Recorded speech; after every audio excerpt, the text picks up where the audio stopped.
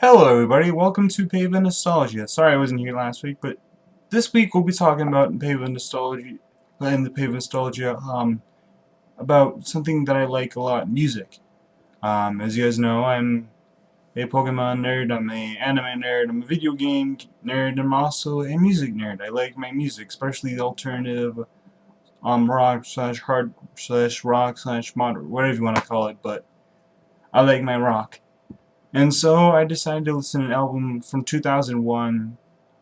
It was probably one of the greatest, one of the best albums for the alternative rock, whatever you want to, that area genre.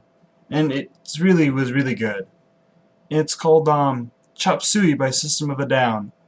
And you probably have heard of it. It's one of the great, it's a really good album. It's one of my favorite albums ever, so I decided to take a listen to it and try to see if it still is good.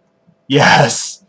Music is one of those things that never really gets old. And even when it does get old, it still has nostalgic feel when you listen to it. Every time you listen to it, you have memories of when you first listened to it and whatnot, and all that greatness. I mean, sure, you have the same stuff with video games and anime, but music, it's quicker, it's to the point, and you just listen to it, and you can just listen to it for forever. I mean, and it never really shows the when you compare it to the music of now, it doesn't really, there's not much of a sound quality difference or appeal difference. I mean, when you play a video game from now to then, you can tell the difference, or video game or whatever, you can tell the difference. I mean, sure, you can kind of tell the difference in sound quality, sure, and you can kind of tell what, just by listening to a song, you have a general idea what era it is, especially just in general, but when it comes, but music is one of those things that just,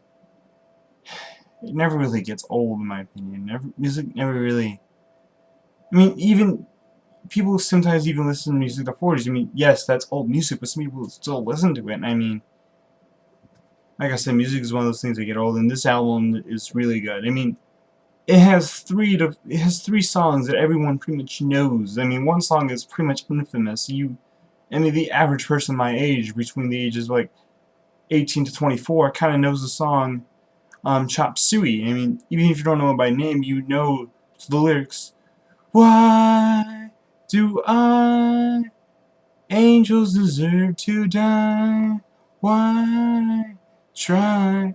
You know what I'm saying, but I can't really think of the lyrics. I just listened to songs just a few minutes ago, but that was a good song, along with Aerials and the song that's named after the album, Toxicity, or Toxicity. I don't even know how you say it, but whatever.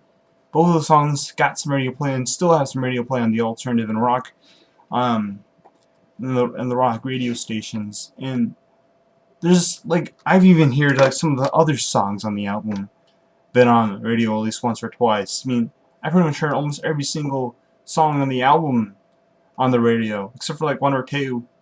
But seriously, this is one of the greatest albums I have ever listened to, and 10 years ago I probably would have given it like a 5 out of 5, just because of the fact that it got so much hype. But now when the hype is all down, just kind of, you ask people how they think of the album, and if they're not if they're not biased or unbiased or whatever, they're just kind of meh in the middle, they'll probably tell you it's a really good album, unless they like hate it for some reason. I don't know.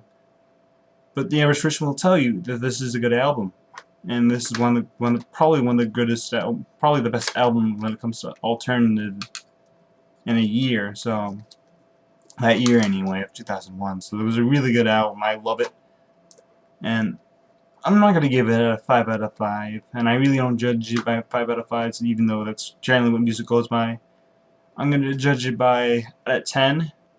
So I'm gonna give it an 8.9 out of 10. Yeah, and that's my final answer. You sure you guys will say it deserved better than that? Maybe it did. When it first came out, it probably deserved something between like at least 9.5. But as time gets on, stuff does have a little oldness to it. But music shows that oldness less, in my opinion. But this is just all my opinion. But it still is a good album. And if you never listened to the album fully, and I've only listened to a few songs off the album, then you really need to get the whole entire album. Listen to the whole entire album. And just like buy the actual album. Don't buy it off iTunes. Don't do that. Just go to the freaking Walmart or whatever and buy the goddamn album. I mean, it's like less than $10. I mean, iTunes is going to charge you more for it because it's goddamn iTunes and they can. But still, you really need to get this album, and that was PAVA Nostalgia. So if you have any ideas of what I want to do next week or whatever, please tell me. If you guys don't tell me, I'm probably going to have to do something, an anime. I haven't decided what I'm going to do, but I'm either going to do either Cowboy Bebop, Inuyasha, Sailor Moon, or Dragon Ball. You guys can tell me which ones you want me to do a PAVA Nostalgia review, and come back here next week. Thank you, everybody, and see you next time. I meant to click the stop button. Now here we go.